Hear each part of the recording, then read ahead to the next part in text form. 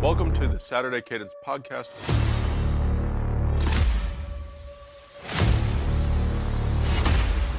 I'm Blake Biscardi, and remember, the Saturday Cadence podcast is the heartbeat of college football.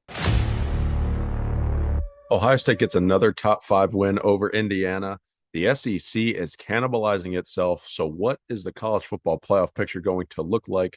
We're going to talk about that. We're going to look at the new AP poll. We're going to react to the Week 13 slate that became eventful. We saw lots of upsets in the SEC. We saw Ohio State and Indiana collide.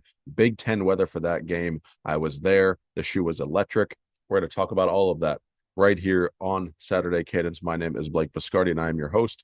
So let's hop into this game. Big Ten country, Ohio State, Indiana. Indiana's first top 5 game since 1968. Ohio State's third of this college football season. So if that tells you where these two programs have been historically, that will be your indicator.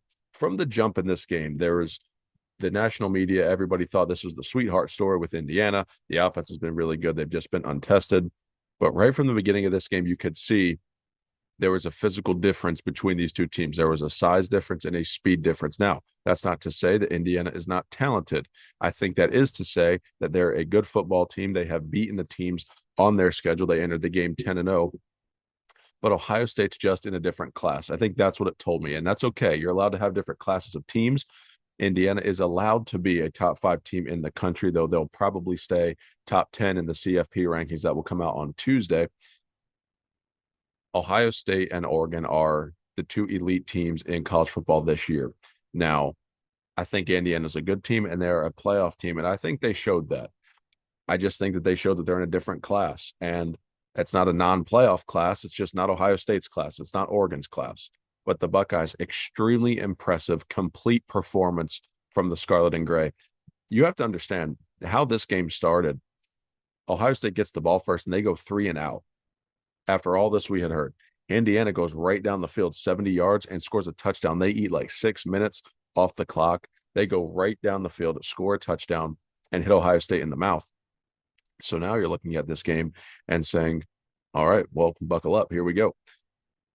Ohio State allowed 81 yards after that, the rest of the game. The defense tightened up.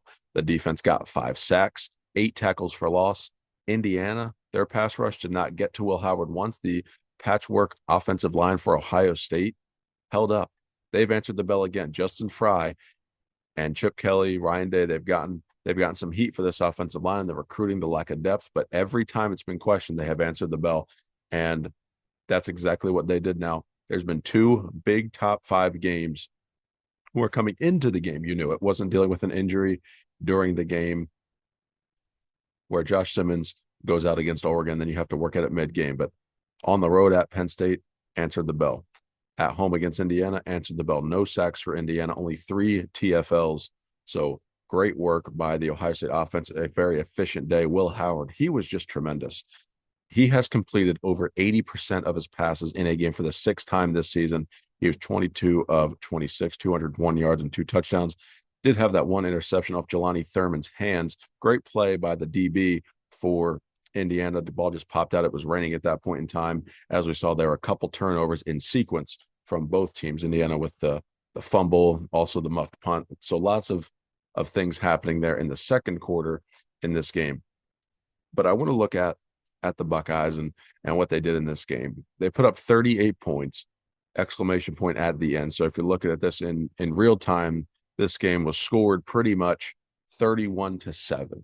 Okay. Buckeyes scoring 31 straight points. Indiana tacks on a late touchdown. They go for 2. Then Ohio State goes right back down the field. Travion Henderson breaks a big run, slides down to 1 yard. Then Ohio State sneaks in. And I think that was to punctuate the win. That's what Ryan Day said. But I do think that the program heard the noise. You saw Ryan Day on Pat McAfee. McAfee said at the end of it, he goes, "This Hoosiers team's for real." And Ryan Day quickly goes, "Well, so are we." This staff, this team, the players, the program, everybody knew that this game was about more than just can you beat Indiana, because you were expected to beat Indiana. Something Ryan Day has talked about is leave no doubt. And that's exactly what the Buckeyes have done. They are playing their best football at the right time. And now, not trying to get ahead of myself, I'm just letting you know where those two teams are. The Buckeyes are playing their best football right now. I look at this game and you saw the attitude, you saw the electricity. I mean, that atmosphere in the shoe. Ohio State 6 straight road games at noon to close the year. They got all the fans. They petitioned all week. They said, be there early, be loud. That was a top 5 atmosphere that I have seen in Ohio Stadium in recent years. Let's just say the last 10 to 15 years. I mean, it was outstanding. I don't think we sat down the entire time. The fans were on their feet the entire game. You're looking at this, the noise, the energy on third downs, especially big plays. You could see it affecting Curtis Rourke and the Indiana offense. And Kurt Signetti said something after the game too. They thought they would be able to handle that pressure and the crowd noise based on what they had been told. Well, Buckeye Nation brought it. So tip of the cap to the Ohio State faithful serving as the de facto 12th man there. Curtis Rourke and Indiana came in with the third most efficient passing attack in college football. He finished 8 of 18 for 68 yards. It was a huge day for the Ohio State defense. Denzel Burke played much improved. Jermaine Matthews played well. Caleb Downs will get to his individual performance in a little bit. Davis Nick-Minosen's got to clean up the penalties. I think that's the weakness for this Ohio State team. That's how they're going to attack. And maybe Michigan's not the team that tries to expose that just personnel-wise, but Oregon, again, should Ohio State win, that's a matchup that you're going to want to see back into the CFP as well. Those are things you're going to look for with this Ohio State team, and how to beat them is, can you attack on the outside? So Cody Simon probably had the game of his life. He records, they gave him 2.5 sacks on the stat sheet. I saw him get 3. And I know it's a sack with somebody, maybe it's a half a sack each. However, that is officially scored, but he was involved in 3 sacks. He had just an outstanding game. Cody Simon did. He has the linebacking unit for Ohio State as a whole. James Laurinaitis, tons of credit to him. Jim Knowles as well. That unit has come on strong with Sonny Styles. You have Arvell Reese starting to get there. Cody Simon's been the leader. And then you have CJ Hicks, who has played at linebackers, looked a little bit uncharacteristic out of position. Well, he's moved to that jack position. That typical Jim Knowles defense is a 3-3-5. And then you have that jack, which would be CJ Hicks, where he could line up as almost an edge kind of guy. That's where his strength is. So they're trying to morph him into that kind of a role.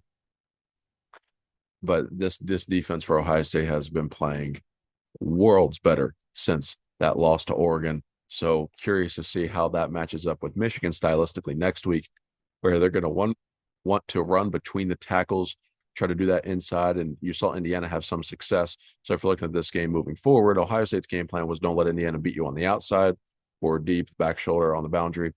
So that you're going to give up some rushing yards. And that is what happened. But that's going to be the place that Michigan has to find success, is in the interior of the offensive line and defensive line. That's where they're going to try to wreak havoc on both sides. But I want to talk about a player in particular, Caleb Downs. Okay. Caleb Downs is the best defender in college football, might be the best player in college football. He is so dynamic. Ball skills are elite. Open field tackling is second to none. And Ohio State has him back, much like Alabama did last year, returning punts. So we see the first punt that lined up. It looked like they were going to try for a return there, and they did. It's a couple of yards. I think it was a gain of 14 on the return. Then this next punt in the third quarter, Downs is back there. He catches it, and all of a sudden, the blocking lined up, his vision, spin move, and he houses it. It was absolutely electric, that play. Ohio State has not had a punt return for 10 years. Last time it was against Indiana in 2014. So just think about what happened there. But Downs runs the punt back 79 yards. It's just a tremendous return. I mean, what you want to do, or what Ohio State has finally adopted on special teams, is get the playmakers the ball. How do you get the ball in the hands of your best playmakers? And, they said maybe preseason they'd experiment with Caleb Downs, and do we put him in the backfield?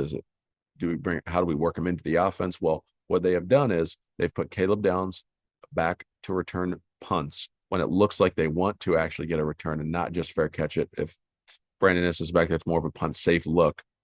And they've put Travion Henderson on kick returns, looking for a play similar to the Saquon Barkley with Penn State in 2017, where just wanted an extra touch for one of the most dynamic players. And Henderson can hit a home run at any time. But I thought that was tremendous by Will Howard, Caleb Downs, Travion Henderson, Emeka Ibuka. All of the leaders on offense played extremely well. And then on defense, Caleb Downs, Jack Sawyer, Cody Simon, Denzel Burke, all of these guys all came to play yesterday. Sonny Styles, it, just another outstanding performance by Ohio State heading into the Michigan week now with a lot of confidence, as are the Wolverines, scoring 50 points on Northwestern. So that game going to be something to watch. It is the greatest rivalry in sports. Cannot wait to be there again. Super stoked for that one. Elsewhere around the country, this is the SEC. We heard all this talk. Are they going to get 5 in? Is Indiana going to get bumped out? I think Indiana should stay in, and we're going to have more thoughts on that. But here's one of the reasons I think Indiana is going to stay in, because they got some help yesterday. They did lose, but Ole Miss was in the swamp playing DJ Lagway in Florida, one of the hottest teams in the country, should be ranked in the top 25. But, a 5-year loss column is not going to get you there because people think you're defined by your record, and that's not true. Florida at 6-5 now upsets Ole Miss. Lagway wasn't anything. Nothing jumps off the paper at you. This type of team they are with him under center, still threw for 2 touchdowns. You're not always going to run the stat sheet. In control of the game, Florida pulls the upset. They ran for 165 yards. Montrell Johnson, 107 on the ground and a touchdown. Great performance from him. A great balance to DJ Lagway. Lane Kiffin and Ole Miss take their 3rd loss, likely knocking them out of the college football playoff conversation. I don't know how they've recovered from that, barring unforeseen extreme chaos over the next week. I thought Jackson Dart played well, though. He threw for 323 and 2 touchdowns. Did have 2 picks, one there at the end of the game, though. He was also the leading rusher for Ole Miss. He's the heart and soul of this Rebels team. He ran for 71. So he's accounting for nearly 400 yards of total offense for Ole Miss in this game, and it still wasn't enough. That should not be. But at the same time, you're looking at this Florida team and you're realizing this team is better than a 500 football team. You look at the games that they lost. Did DJ Lagway play or finish the game? Did he start? Not all of them. I think DJ Lagway hasn't been involved in one true loss as a starter at Florida. So you just have to think about that and put that in perspective for the Gators. I know he's battled injuries too. Graham Mertz started the year, all of that. But what Billy Napier has done with this team, like we said it last week, they get a big win over LSU. And it was just such a gratifying win because they said they're going to retain Billy Napier, someone who's on the hot seat. We thought no way he survives the schedule. We've talked all about this. The coaching job that he has done to get this team now bowl eligible, likely going to finish 7-5 because a terrible Florida State team awaits them this week, rivalry week. Just a remarkable job by Billy Napier.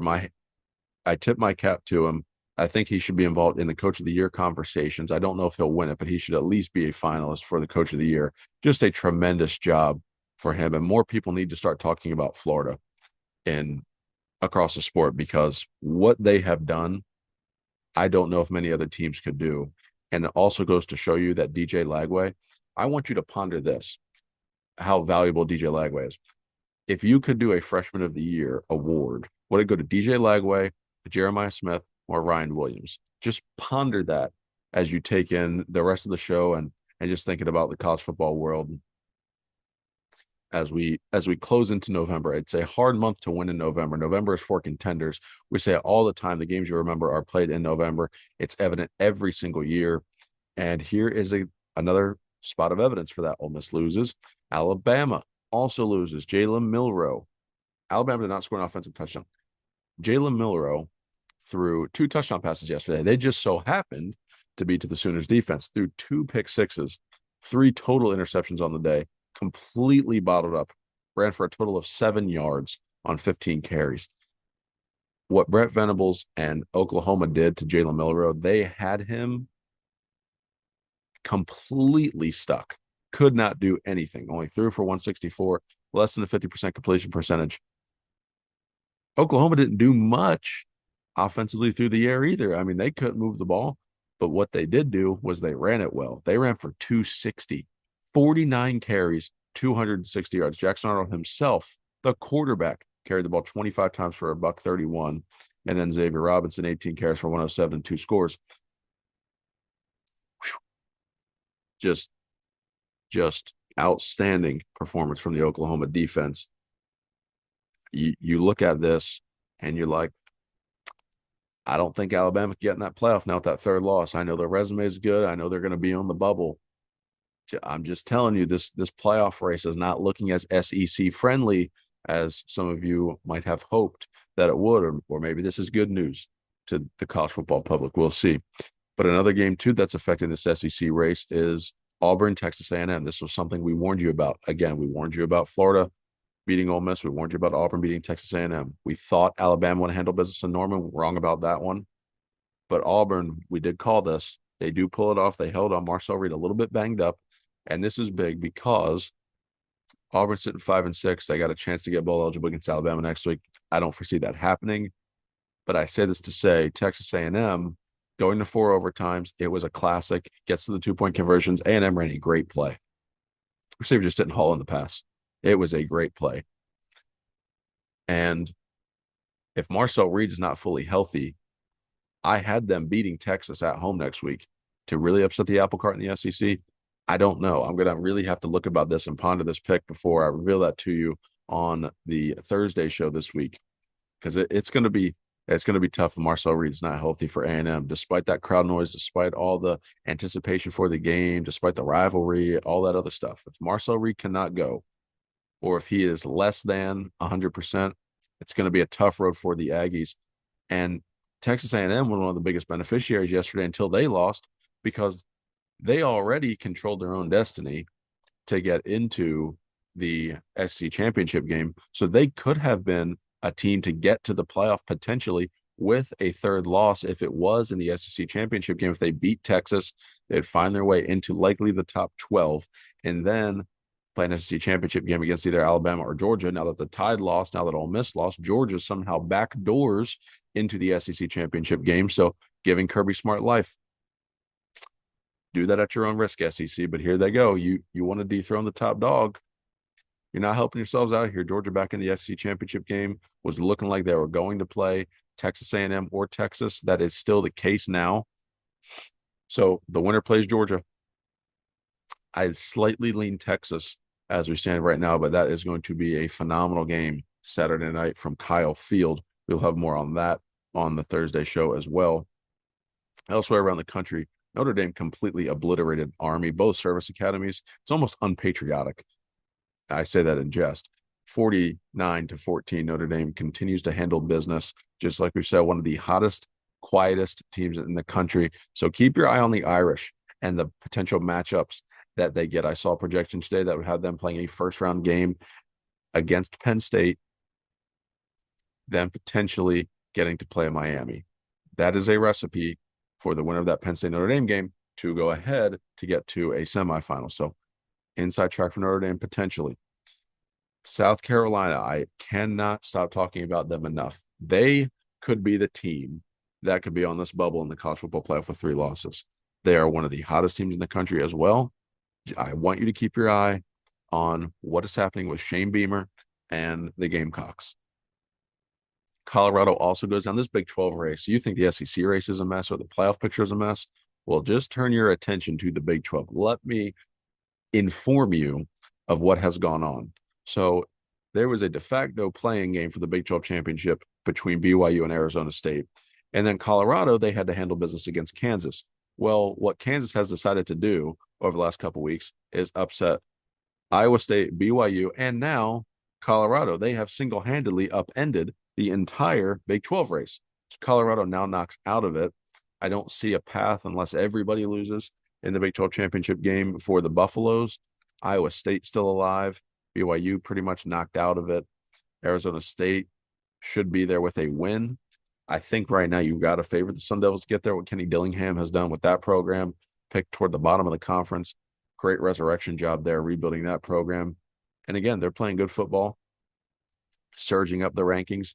They can find themselves in. However, at this point in time, though, they would be the 12 seed, likely, maybe the 11, depending on their actual rank. But I don't foresee them surpassing Boise in the rankings as we stand right now. Now, maybe another ranked win changes that, but we'll see.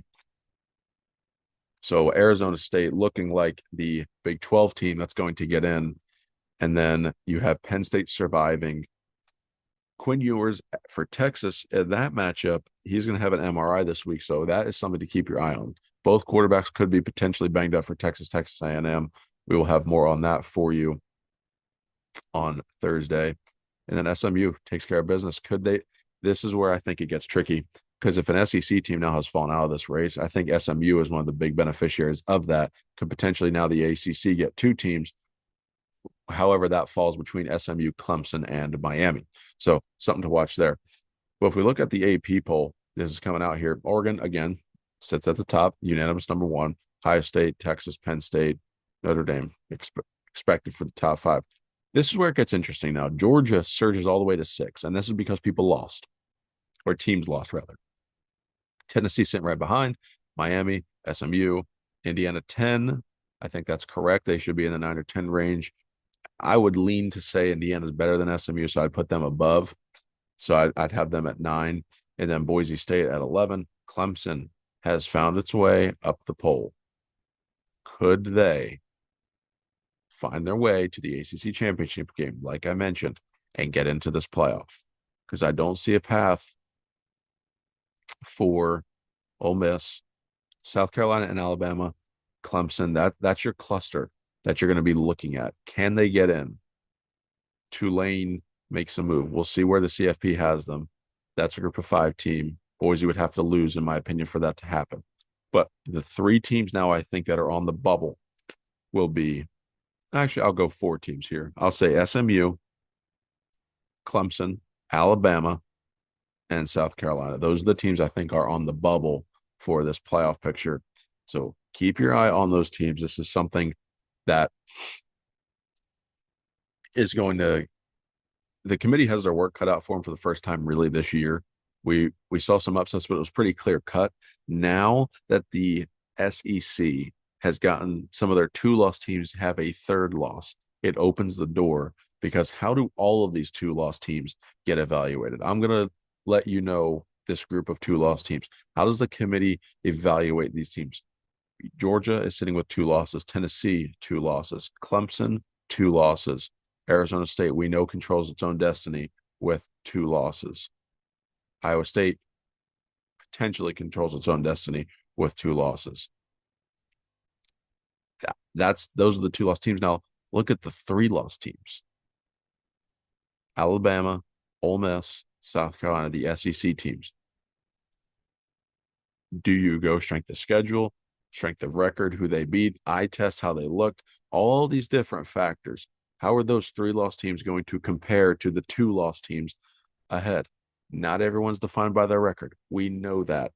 But what will this committee value? Will it be how many are in the loss column, or will it actually be football judgment? So that is something that this ranking on Tuesday that comes out will be very indicative of what they value. It'll be a little bit of foreshadowing for next week, because this is the last opportunity for most teams to impress the college football playoff committee. Now, there will be some teams that play in conference championship games, and I'm of the opinion you should not be penalized for playing in an extra game the other teams did not have a chance to compete in. You want to win that game, but I've used this argument the whole time. The Big Ten championship game, let's say chalk holds, Oregon, Ohio State, top 2 teams in the country. They lose. Who's going to lose the game? Someone has to. But you're going to tell me that's not one of the top 4 teams in the country? You can't do it. Even in the 4-team format, I think both teams are in. Even if Ohio State gets a second loss. I mean, Oregon definitely would be with 1 because they'd be even. They would have beaten each other. But Ohio State shouldn't get penalized for losing that game. Maybe they drop a spot or 2, but they will be the 5 seed. Same with Oregon. Oregon's not all of a sudden going to fall to like 7. No, they'll be ranked in the top 3 likely, and with the 5 seed. And then same thing in the ACC. I mean, if you need Miami and SMU to both be inside the bracket already and then to play a close competitive game, the SEC, I think, is where it gets tricky. The Big 12 is not going to have a chance at 2 teams, and both teams are likely going to be ranked out of the top 12 anyway. So unless Arizona State gets a little bit of help. But in the SEC, if you have all these 2-loss teams, unless it's Texas that just wins it and they solve the problem, I mean, let's say you get Georgia, Texas, Georgia gets a third loss. Does Georgia get knocked out because of that? I don't think you can knock Georgia out. Personally, I don't think that you can. I think if you make the conference championship game and you're already in the bracket, unless you're on the bubble, I don't think you can get disciplined for losing a game like that. That's just not something that I think you should do. It is something that you earn to play in a conference championship game. I mean, look in the Big Ten, for example. You're going to have potentially Oregon undefeated. We know that, but then Ohio State, Indiana, and Penn State could all finish with one loss in conference. They could all be 11-1. Well, only one of those teams gets to play in the conference championship game. It was earned by Ohio State. They beat them head to head. So I don't think, again, that you can hold it against those teams that lose in a conference championship game in this playoff picture. So this is going to be a very important rankings on Tuesday of how these teams get evaluated. And then it'll give you pretty much the path to say, okay, we either need to win big, we need to impress the committee here, we need to pass the eye test, we need to make a statement, or we're going to need some help. And I think that is going to be the pulse of when these rankings come out on Tuesday night. So that is something that we want to keep an eye on. So very, very active day of college football on Saturday. Rivalry week is coming up. This is the biggest week of the year. We have Ohio State, Michigan, the game. We have the Iron Bowl going to be entertaining, Georgia, Georgia Tech. Clemson, South Carolina could be for a playoff spot. That is going to be one of the most underrated games of the weekend. That could be for a playoff spot. So keep your eye on Clemson, South Carolina. And then you have Notre Dame, USC. If Notre Dame can survive that game, they will be locked into the college football playoff. Lots of good things happening across college football. This is going to be a huge weekend. Texas A&M will be the headliner. Nightcap, ABC, Saturday night, 7:30 live from Kyle Field. That will be bananas. Strap in, everybody. Great weekend of college football ahead. We will have more for it on the Thursday show. I want to thank you for tuning in today. Make sure you continue to like and subscribe and share the podcast. Leave us a review. It really helps us out. And remember to follow us on social media at Saturday Cadence for more content throughout the week. And remember, the Saturday Cadence podcast is the heartbeat of college football. My name is Blake Biscardi. Enjoy your week. Have a happy Thanksgiving with your families. God bless.